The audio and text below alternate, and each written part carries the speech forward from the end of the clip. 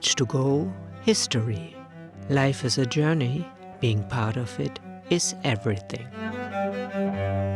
Hello, my name is Jessica. Welcome to episode 19 of my historical travel podcast Voyage to go, history, where I take you on the most adventurous journeys from the past that continue to shape our view of the world today.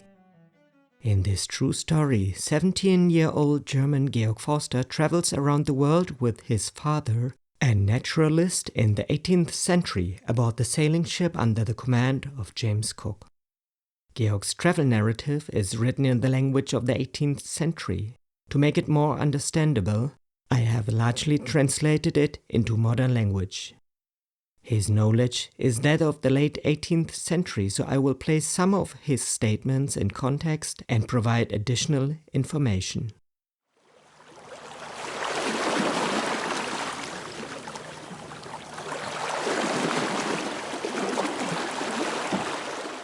What happened in the last episode? In the last episode, the HMS Resolution prepared to leave Queen Charlotte Sound after a productive and eventful stay. New Maori visitors arrived in large canoes, some equipped with sails, and offered finely crafted jade ornaments, fishing tools, and garments for trade.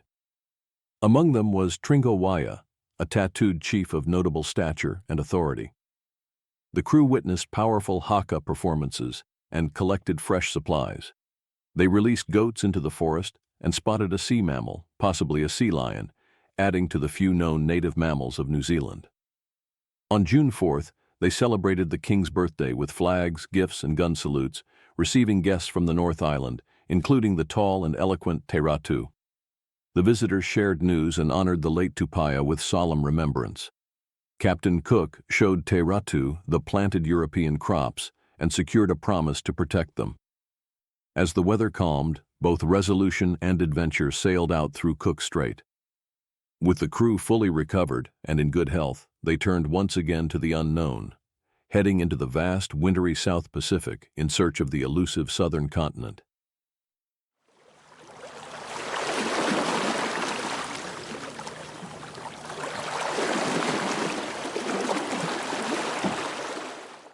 Monday, June 7th, 1773, Cook Strait, New Zealand.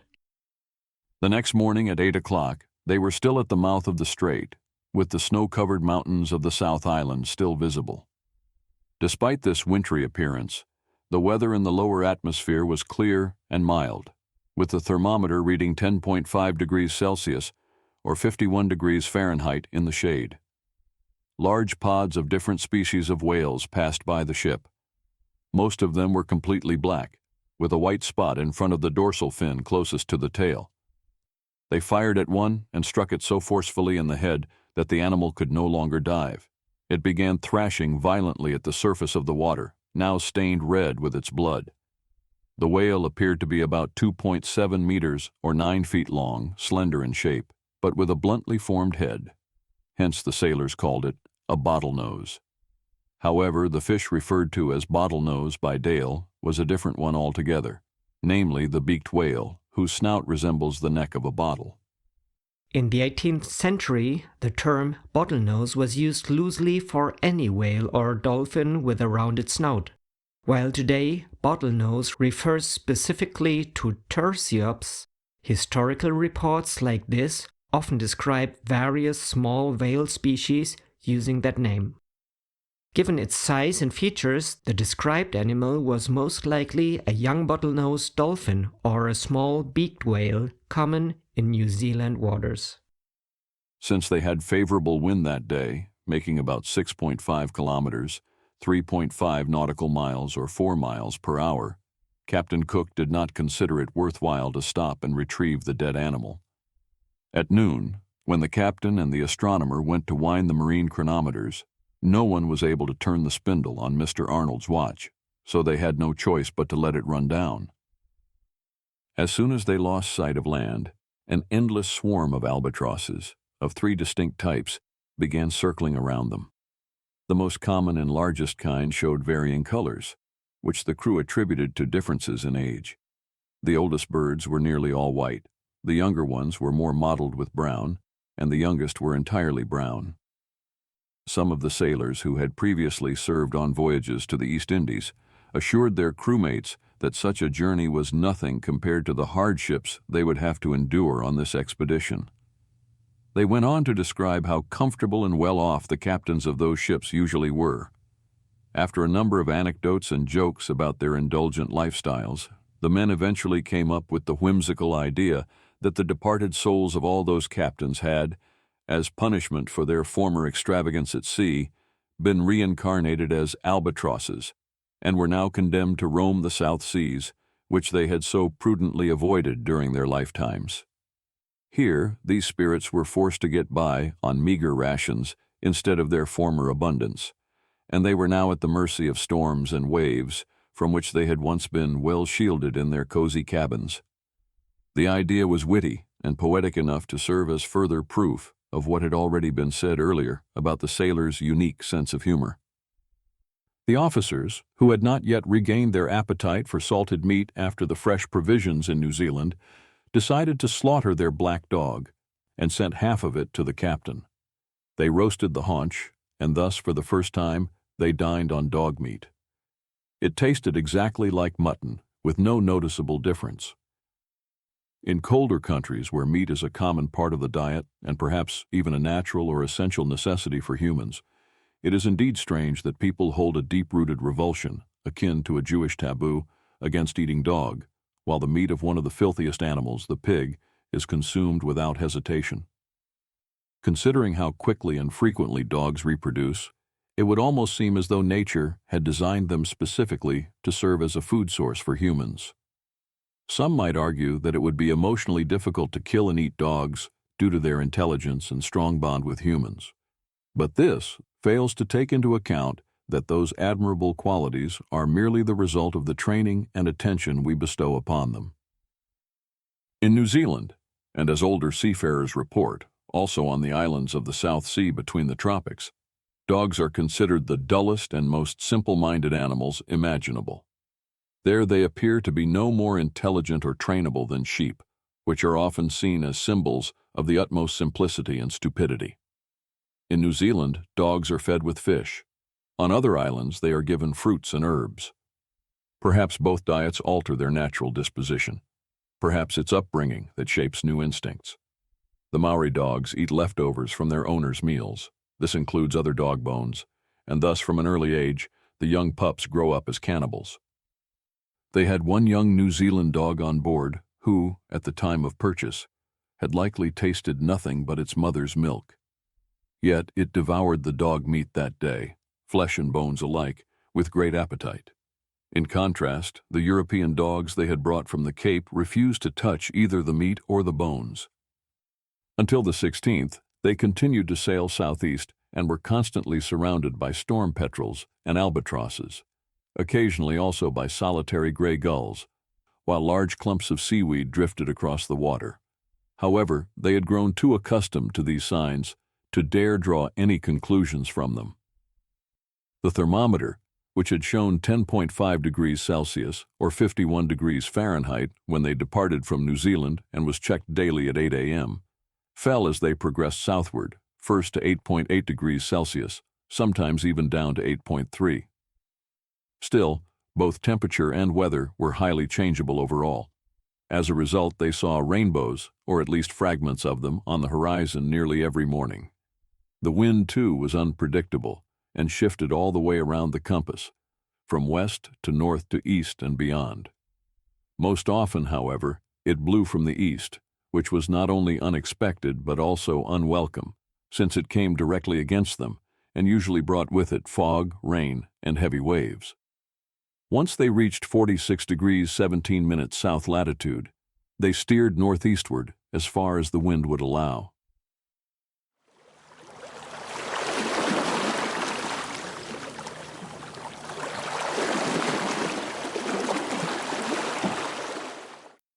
Wednesday, June 23rd, 1773, South Pacific.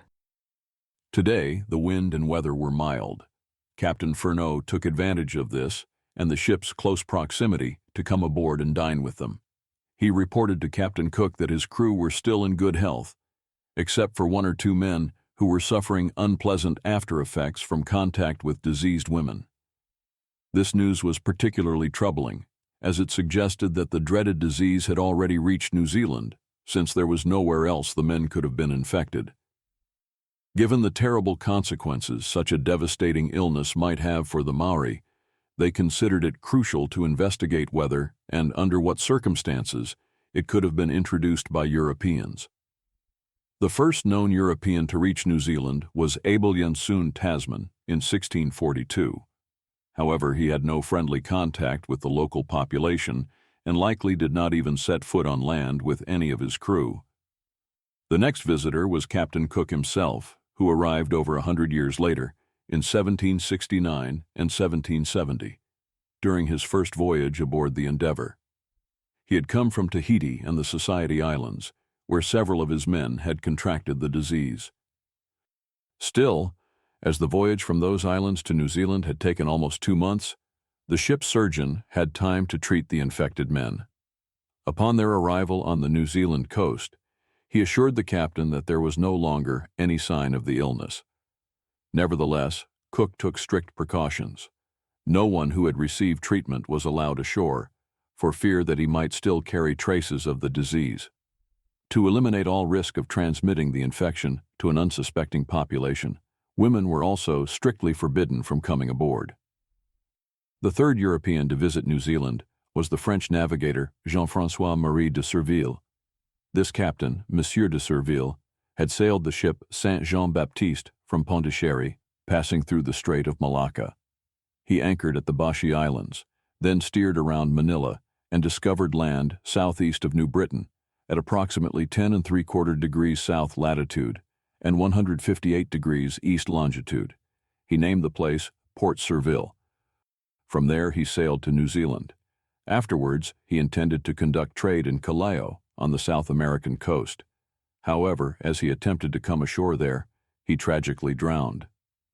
Since all of his letters of introduction were lost with him, his ship was detained for nearly 2 years, before eventually being sent back to France with its cargo. Monsieur de Surville was in Doubtless Bay, New Zealand, on December 9, 1769, and saw the Endeavour sailing nearby. Captain Cook, on the other hand, did not see the French vessel, as it was anchored behind a mountain. What Monsieur de Surville did there, or what kind of relations he had with the local people, is unknown. In any case, Doubtless Bay is so far from Queen Charlotte Sound that regular contact between the inhabitants of the two places seems highly unlikely.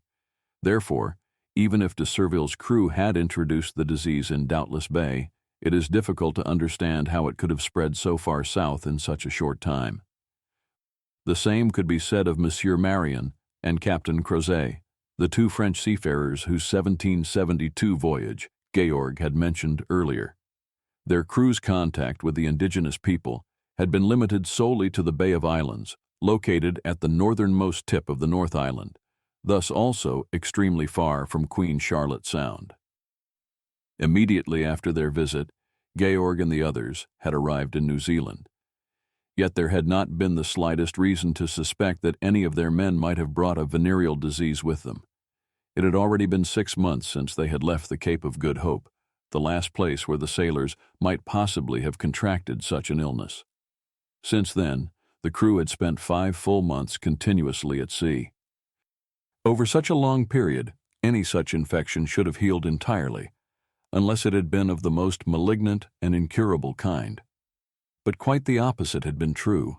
They had not had a single venereal patient on board, and surely no one could have reasonably believed that the disease might have lain hidden for so long among men who had eaten nothing but salted provisions and drunk nothing but spirits, while enduring constant wet, cold, and the other hardships of the southern climate.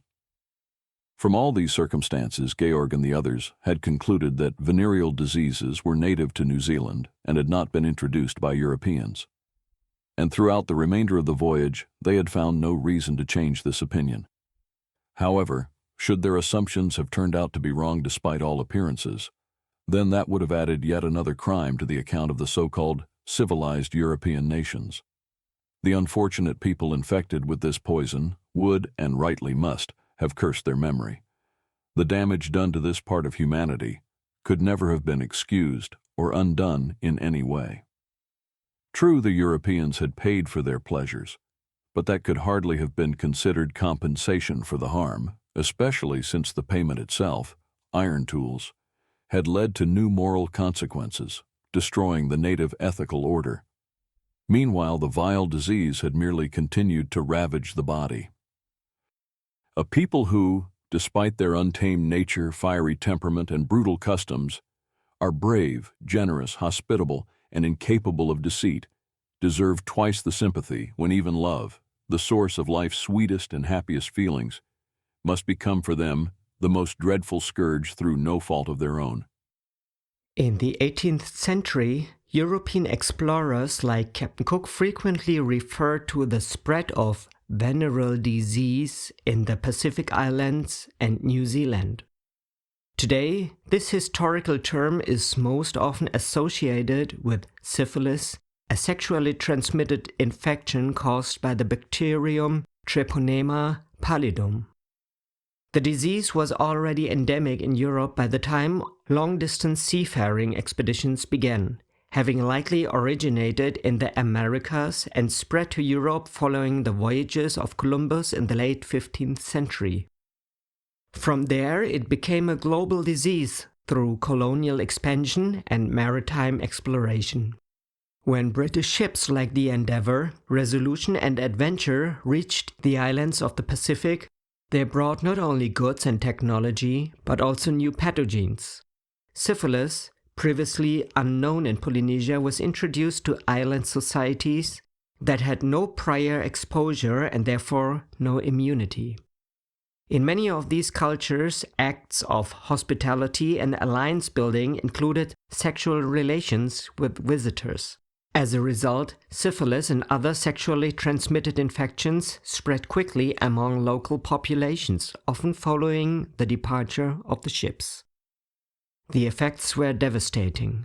Without access to effective treatment or understanding of the disease's nature, infected individuals suffered from chronic pain, disfigurement, neurological complications, and premature death.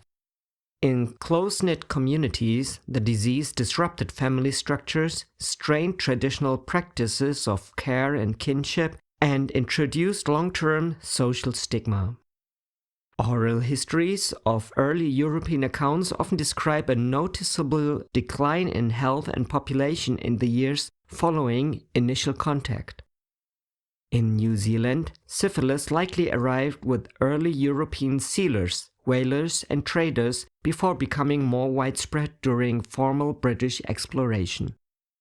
Polynesian communities like those in the wider Pacific were hit hard by these new infections, which compounded the trauma of other introduced diseases such as influenza, measles, and tuberculosis. Today, syphilis is a well-studied and treatable condition, typically managed with antibiotics like penicillin, but its historical spread tells a sobering story. The introduction of syphilis to the Pacific was not just a medical event, but a symptom of a much larger process of colonial encounter, cultural disruption, and biological exchange that continues to shape the region's history and health to this day. Until the beginning of July, the wind remained as changeable as previously described. It shifted against the course of the sun more than 4 times around the entire compass. Throughout this period, albatrosses, petrels, and seaweed were frequently seen. Nearly every morning, rainbows appeared, and once they even witnessed a vivid lunar rainbow at night in the moonlight.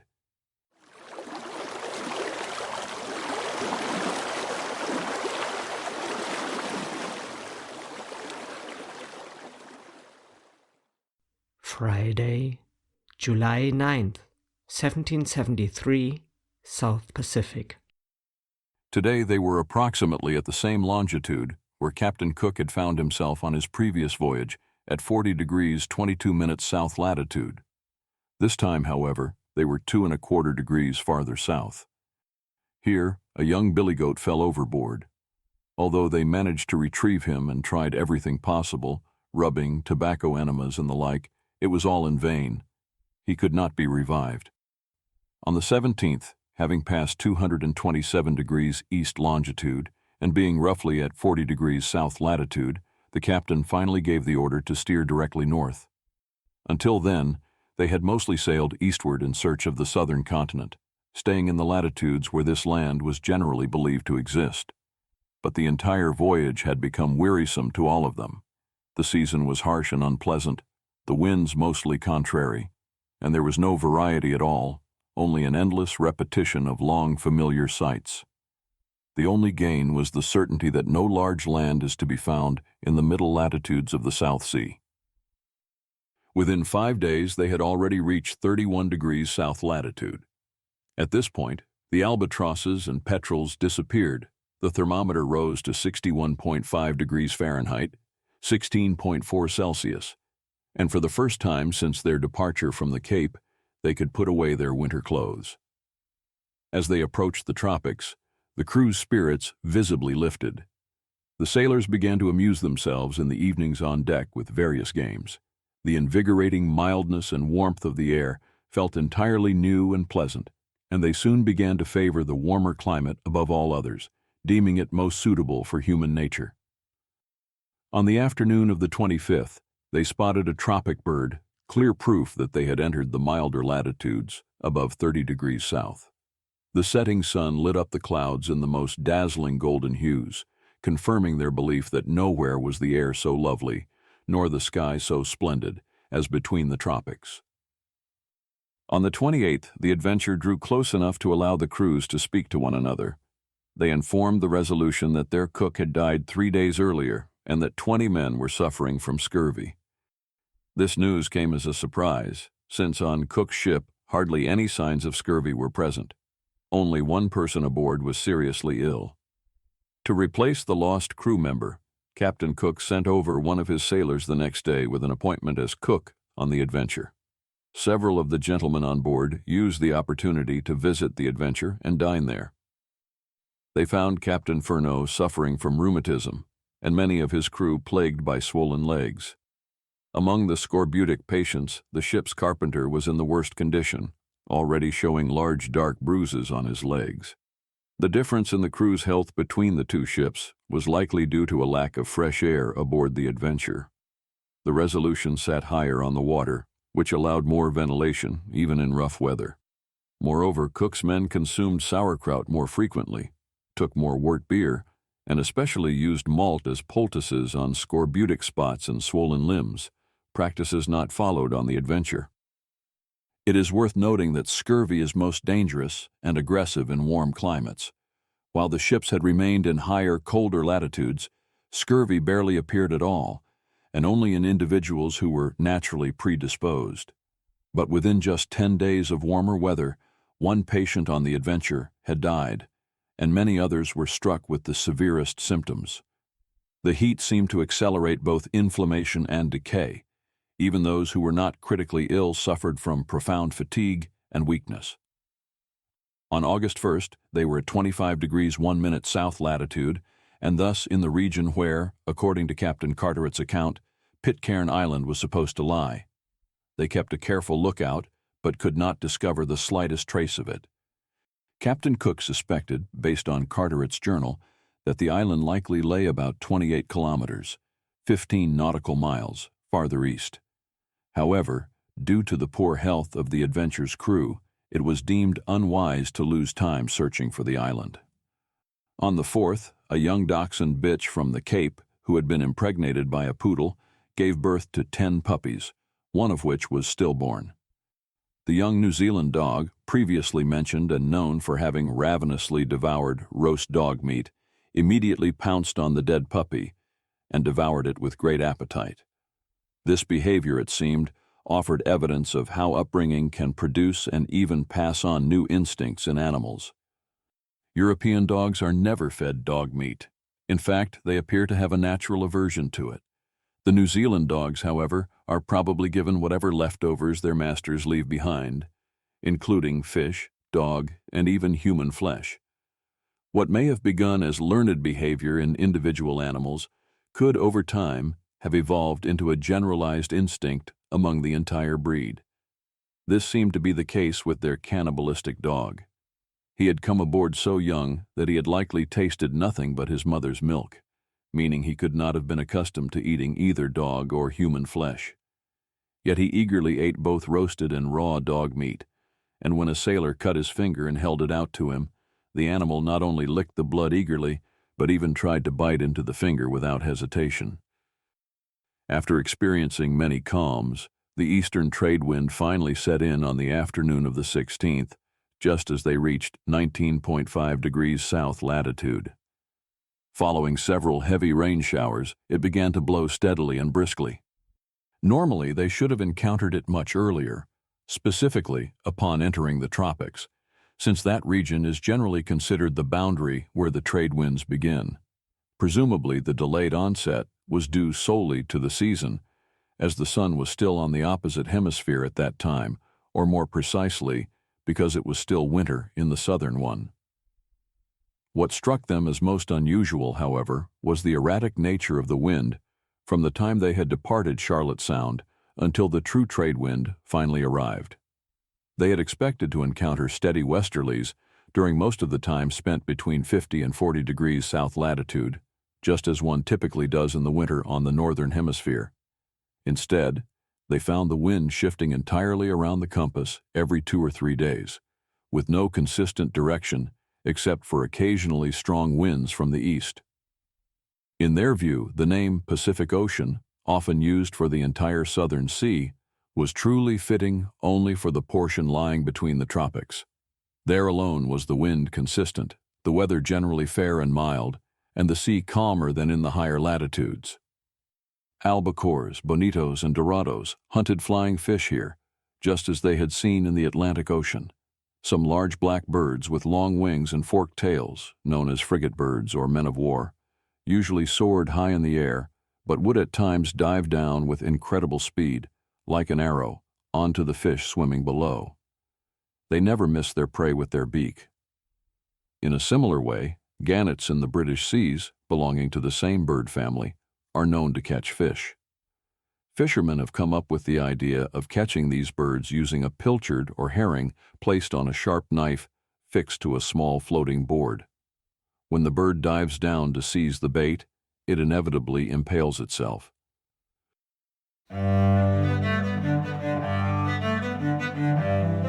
This concludes part 19 of Georg Forster's journey around the world about the HMS Resolution under the command of James Cook.